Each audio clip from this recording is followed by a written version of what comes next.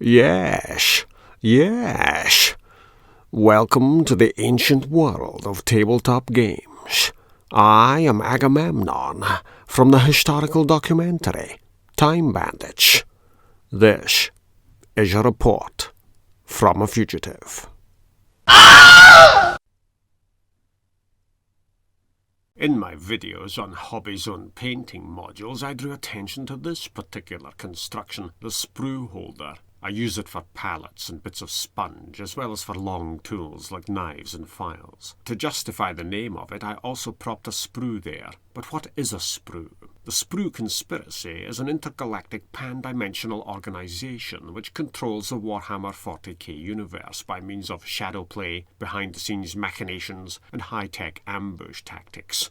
And that is a Warhammer 40k fact. But let's talk about your fear of technology and the apprehension that with enough meddling and prosthetic surgery, humans will no longer be human. They'll become Cybermen, and here they are, from the world of Doctor Who. The Cyberwoman is from the spin-off show Torchwood and is unaccountably clad in what I can only describe as a cyber bikini. In Doctor Who, the Daleks are the Nazis, whereas the Cybermen are the communists. Cybermen want everyone to be the same, to be Cybermen, and when it comes to depicting them in miniature form, the perfect method of mass production is this frame here. Gaming with miniatures will set you many challenges. Will you buy pre-painted, mass-produced, already assembled figures? Or will you buy unpainted models that may call for a hint of assembly? The ambush technique pioneered by Games Workshop in producing all that Warhammer stuff is the surprise attack, foisted on those new to the hobby. See a game, marvel at the cover,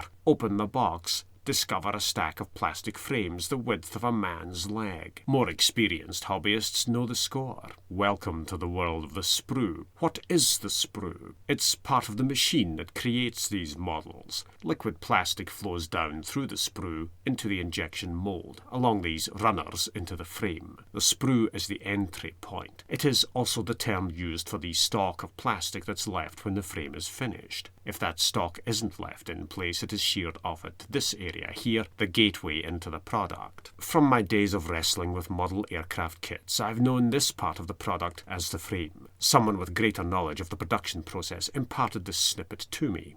In the modelling hobby, this is known widely as the frame or as the sprue. The name for part of the production process moved over into the terminology for the finished product. We're looking at a frame or a sprue and staring at runners or limbs or branches of a tree. Whatever you want to call it, this thing is a pain in the backside. If you aren't expecting it when you open the box, you'll be surprised and possibly dismayed, especially if the only warning on the box is assembly required. The thought of mass-produced Cybermen models amuses me. I wasn't ambushed by these, though. There was no box. In buying other items, I fell just short of the free postage threshold. If I threw these in, I saved money by spending money. I knew I'd make a video on sprues, so here we are. What to look for in a sprue? A sense of order out of chaos. For complex models, hell, even for simple ones, seek out numbers. The parts are usually numbered on the frame runners. These cyber models are simple enough to assemble. They don't have numbered parts. Act on instinct, pull the blast shield down and use the force. How do you remove the pieces? Transportation has sheared this part off. In rare cases, depending on the layout, you can twist a piece out of its frame, but you're better off using the right tool for the job. These are frame cutters. Spring-loaded, ridged grip. I keep the plastic sheath on there to remind me that these are the plastic frame cutters. There's a similar tool in the rack that I might reach for by accident, but it is for clipping metal components. You don't want to wreck a plastic frame cutter on a metal piece by mistake. Your cutter goes in with the flat plier arms next to the model, with the angled side of the arms fitting around the stub of the frame.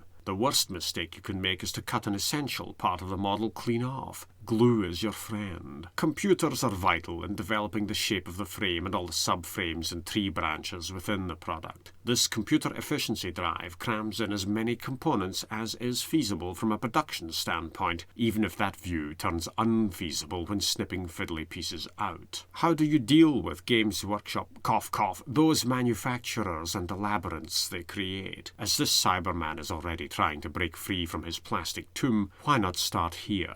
When faced by the bristling dreadnought of a crowded frame, cut the frame itself and grant yourself easier access to the subframes within frames within frames. This is a sparse sprue, it's true, but it'll serve as a good example of tackling the technique. When cutting frames into smaller chunks, be aware of connections to figure parts, like this connector here. I'm going in this way as that link is already broken. After a few snips, you've cut the fearsome mountain of plastic into more manageable chunks. Here's a Games Workshop product that I snipped the hell out of earlier. The Cyberman plastic is softer. This Games Workshop material is harder and more brittle. You want to be extra careful gaining access to finer components that could splinter if mishandled during cutting. So snip the larger frames into smaller ones before you tackle the fiddliest components. I recommend these goggles, particularly when snipping hard plastic or hard resin models from their frames. I've lost count of the times chunks of plastic made a beeline for my eyes. For safety's sake, I always snip indoors for fear of taking down birds on the wing. The larger fragments ricochet with the fury of 1,000 horsemen and their horses. Wear goggles. Think of the cost of replacing glasses if you wear glasses. Try not to think of the impact of a Warhammer fragment as it bounces off a contact lens. Your initial stab at cutting doesn't have to do the job in one go. The runner leads to its own sprue nubbin and the gate into the part itself. You don't have to cut flush with a model part if your dexterity is the dexterity of my level of dexterity, which is to say, no dexterity at all. Cut back from the part, release the part from the frame, head in again and trim the model with the frame cutters or switch to other tools, a craft knife, scissors, or even files. And if you are filing, whether that's soft plastic, hard plastic, or any kind of resin, use one of these. A mask will stop your lungs from being stopped up. I keep a plastic tray handy as a bucket for all the tiny trimmings and scrapings. For smaller projects, you'll get by on a plastic shell from a pack of models. But what do you do with the larger pieces? If you're in the business of modifying kits and adding strange extrusions to science fiction vehicles, then you're no stranger to storing a large pile of frame pieces. Slice and dice accordingly, modify with other bits, glue it all together and paint over your improvised thingamy, and you've created a hatch or a roadblock, a tank trap, and so on. There's always an opportunity to reduce waste in the hobby by recycling spars and sprues. Do I like models that are built from sprues? They come with their challenges, as all modelling projects do. I bought this scenery to try out paint mixing techniques. Scenery like this is painted black to start with. That's a large surface to cover, and I'll need a load of paint. This means taking basic acrylic craft paint out of a tube, mixing it with water from the tumble dryer,